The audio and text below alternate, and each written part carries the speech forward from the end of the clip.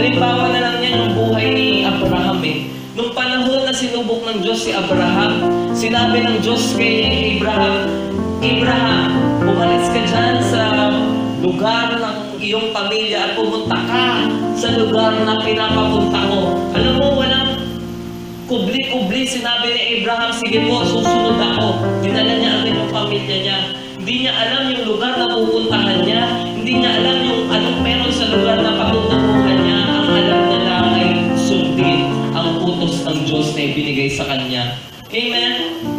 Wala siyang sinabi niya, hindi niya sinabi, Lord, ano ba, may aircon ba doon? Ha? Kasi kung pag may aircon doon, doon ako pupunta ako doon eh. So, Lord, may ano ba ako doon? May pagpapala ba ako doon? May sweldo ba ako matatanggap doon? Alam mo, hindi ganun yung naging standard ni Abraham ng panahon nun eh. Ang naging standard niya, kung ano yung sinabi ng Diyos ko, susundin ko lahat.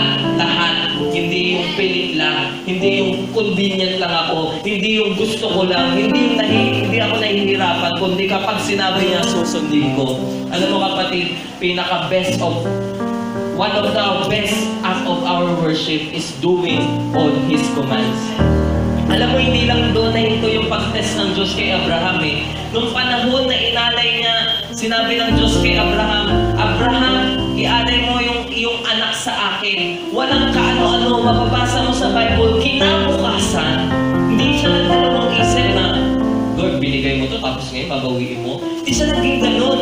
Sabi niya, nakalagay sa Bible, wala siyang amok, wala siyang reklamo, walang nakalagay doon si Abraham ay nagreklamo sa Diyos about sa sinabi ng Diyos sa kanya. Walang nakalagay na gano'n. Ang nakalagay sa Bible, nung sinabi ni Lord, kinabukasan, lumakad si Abraham kasama ang kanyang anak.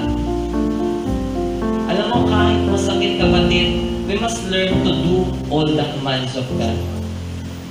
Gawin natin talaga yung pinapagawa ng Diyos. Kahit mahirap, kahit masakit. Siguro ng mga panahon na yun, umaakyat si Abraham, kinakanta niya, You give and take away. Di ba?